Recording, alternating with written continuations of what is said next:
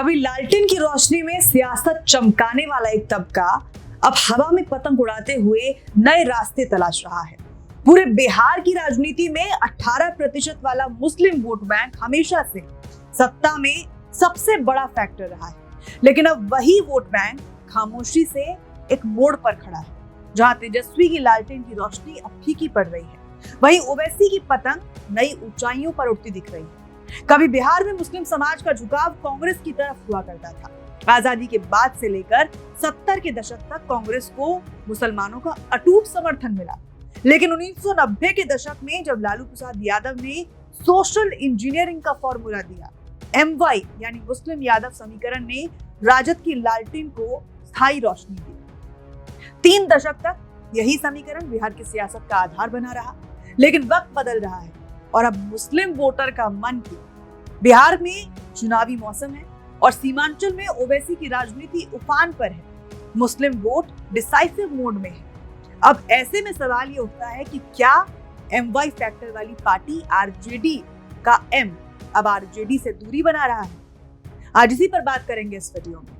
नमस्कार, आप देख रहे हैं वाइब्रेंट बिहार झारखंड और मैं हूं आपके साथ अंजलि चौहान। पिछले विधानसभा चुनाव में सीमांचल की 5 सीटों पर असदुद्दीन ओवैसी की पार्टी ने जीत दर्ज की। ये जीत सिर्फ चुनावी नतीजा नहीं थी, बल्कि एक मानसिक बदलाव का भी संकेत थी कि अब मुस्लिम वोट सिर्फ महागठबंधन का ऑटोमेटिक हिस्सा नहीं रहा। अब मुस्लिम समाज अपने सियासी प्रतिनिधि खुद तय करना चाहता है। 2015 में सीमांचल की ज्यादातर सीटें RJD और कांग्रेस के खाते में गई, लेकिन 2020 में AIMIM ने न सिर्फ 5 सीटें जीती, बल्कि कई जगहों पर विपक्षी उम्मीदवारों को हराने में निर्णायक भूमिका भी निभाई। यानी छोटी सी पार्टी ने महागठबंधन की संभावित जीत को हार में बदल दिया। और अब 2025 का चुनाव आते आते ओवैसी की रणनीति और ज्यादा आक्रामक हो गई है, वो और ज्यादा एक्टिव हो गई है। अब वो सिर्फ सीमांचल तक सीमित नहीं है, बल्कि उन्होंने बिहार के सभी मुस्लिम प्रभावित सीटों पर अपने उम्मीदवार उतारने का ऐलान कर दिया है। उनका निशाना सीधा है, महागठबंधन का मुस्लिम वोट बैंक।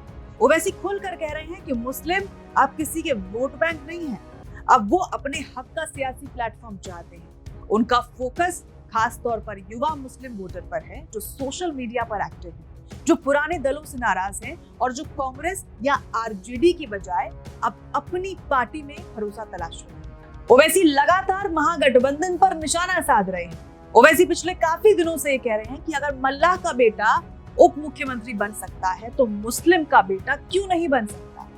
बीते दिनों जब महागठबंधन ने मुकेश सहनी को डिप्टी CM उम्मीदवार घोषित किया, तब ओवैसी के नेता का कहना था कि अगर 2% आबादी वाला डिप्टी CM और 13% आबादी वाला CM बनेगा तो 18% आबादी वाला क्या दरी बिछावन मंत्री बनेगा। इस विवाद ने ऐसा तूल पकड़ा कि इसकी गूंज पूरे बिहार में सुनाई दी।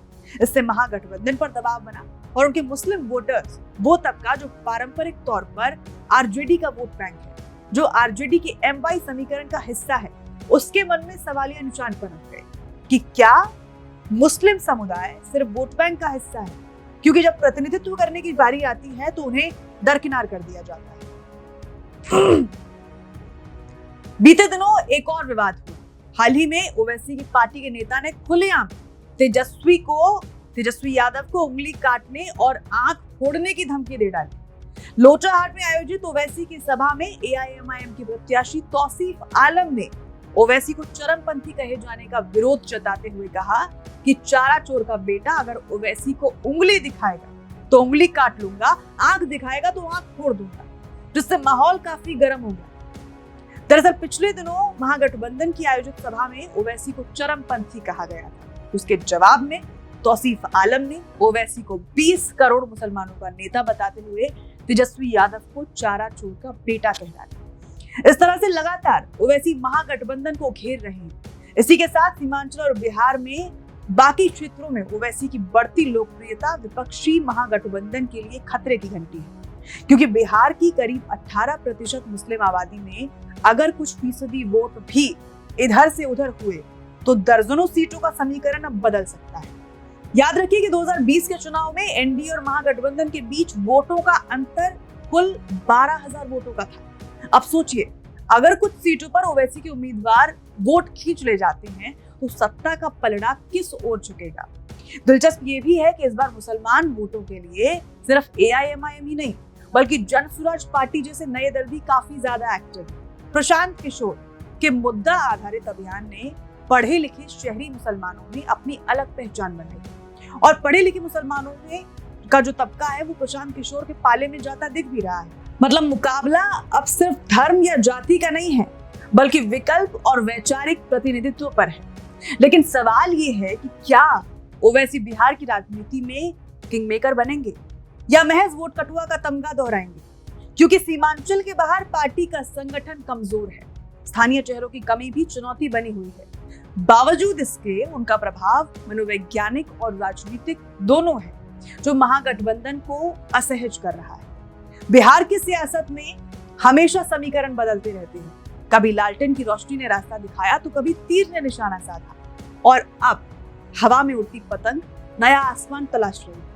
मुस्लिम वोट बैंक अब किसी एक पार्टी की जायदाद नहीं है, ये अब एक सोच, एक सियासी जागरूकता बन चुका है जहां युवा अपनी आवाज खुद बुलंद कर रहे हैं। और शायद यही बिहार की राजनीति का नया दौर है जहां हर वोट सिर्फ जीत नहीं बल्कि पहचान की नई उड़ान बन गया है। हालांकि बदलते बिहार की कहानी अभी जारी है। अब नजर इस बात पर होगी कि क्या ओवैसी की पतंग तेजस्वी की लालटेन की रोशनी ढक पाएगी।